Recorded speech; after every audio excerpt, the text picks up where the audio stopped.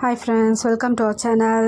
இன்றைக்கி பார்த்திங்கன்னா ஒரு சாரியில் பழைய சாரியில் உங்களுக்கு ஃப்ராக் தைச்சி காட்ட போகிறேன்.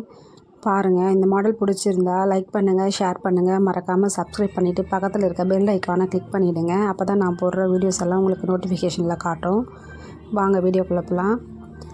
இப்போ நம்ம ஃப்ரண்ட் பார்ட் ஸ்டிச் பண்ணி ஃபுல்லாக கவர் பண்ணிக்கணும். இது ஃப்ரண்ட்டில் பொட்லி பால் அந்த தெர்மாக்கோலில் வைக்கிறோம்ல, அது நம்ம வச்சு மாடல் மாதிரி தைக்கிறோம். அதுக்காக தான் நான் ஃப்ரண்ட்டை கட் பண்ணி திருப்பின பிறகு அதில் பால் வச்சு அட்டாச் பண்ணிக்கிறோம், ஸ்டிச் பண்ணி எடுத்துக்கிறோம். ரெடி ஆகிடுச்சு. அதுக்கு அடியில் துணி ஸ்டிஃப்னஸ் மாதிரி கொடுத்துட்டு ரெண்டுத்தையும் ஜாயின் பண்ணியாச்சு. ஏன்னா அப்போ கொஞ்சம் ஸ்டிப்பாக இருக்குன்றதுக்காக அந்த மாதிரி கொடுத்துட்டேன். ஃபுல்லாக கவர் பண்ண மாதிரி எல்லாத்தையும் ஸ்டிச் பண்ணி எடுத்துட்டேன், லைனிங்கையும் மேல் துணியும். அதேமாதிரி பேக் பீஸையும் நம்ம திருப்பி அடிச்சிக்கணும். இதில் கேன்வாஸ் கொடுத்தும் தைச்சிக்கலாம் கழுத்து ஸ்டிப்னஸ்க்காக. நான் அப்படி அடிக்கலை, இங்கே இருக்கவங்களுக்கு அந்த மாதிரி கொடுக்க மாட்டோம், அதனால் நாங்கள் அதை மாதிரியே அடிச்சிடுவேன்.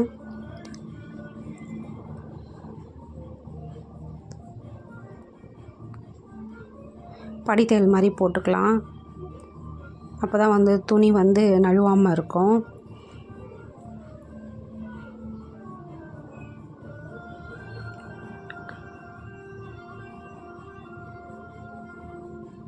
ஷோல்ட்ரு வச்சு ஜாயின் பண்ணி எடுத்துக்கணும். ஃபினிஷிங் ஷோல்ட்ரு உங்களுக்கு ஆல்ரெடி நான் கொடுத்துருப்பேன் வீடியோ, எப்படி ஃபினிஷ் பண்ணுறதுன்னு சொல்லிவிட்டு பாருங்கள். அதில் நான் வேணால் அதை உங்களுக்கு ஸ்க்ரீனில் கொடுக்குறேன்.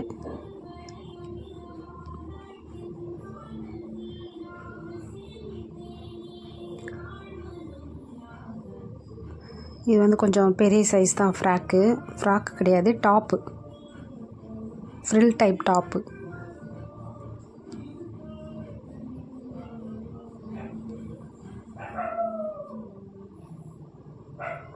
ஜாயின் பண்ணியாச்சு. ஷோல்ட்ரு ஜாயின் பண்ண பிறகு திருப்பி அடித்த அந்த பேக் பீஸை நழுவாமல் இருக்கிறதுக்காக இன்னொரு ஸ்டிச்சு போட்டுக்கிறோம், இடத்தையில் அளவுக்கு போட்டுட்டு பேக்கையும் ஃபினிஷிங் ஸ்டிச் போட்டுடணும், லைனிங்கும் மேல் துணியவும். அப்புறம் கை நம்ம அதுக்கு ஆஃப் கை தான் கேட்டிருந்தாங்க, அதனால் ஆஃப் கை தான் வச்சு ஸ்டிச் பண்ணிட்டேன்.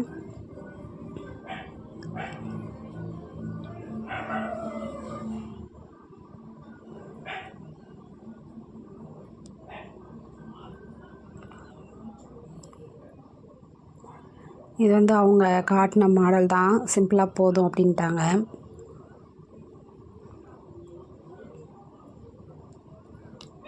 அவங்க இதுக்கு அளவு கொடுத்து அனுப்பிச்சிட்டாங்க, அதனால் நான் அளவு வச்சு தான் எல்லாமே கட் பண்ணி ஸ்டிச் பண்ணேன். நான் உங்களுக்கு கட்டிங் வீடியோவும் போடுறேன், பாருங்கள்.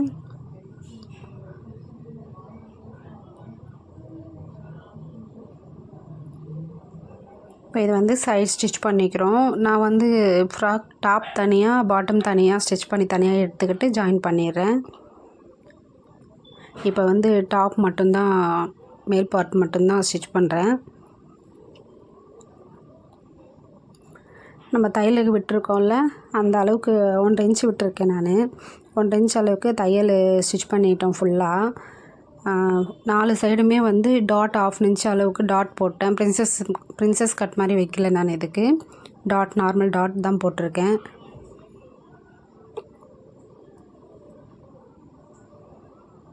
ஃபுல்லாக ஃபினிஷ் பண்ணிட்ட பிறகு நம்ம கீழே பாட்டம் லைனிங்கையும் அந்த மேல் புடவை துணியுமே ரெண்டுத்தையும் ஒன்றா ஸ்டிச் பண்ணி வச்சுக்கணும். ஏன்னா அப்போ தான் நம்மளுக்கு நழுவாமல் வரும், இல்லைன்னா தனித்தனியாக நழுவிடும் நமக்கு.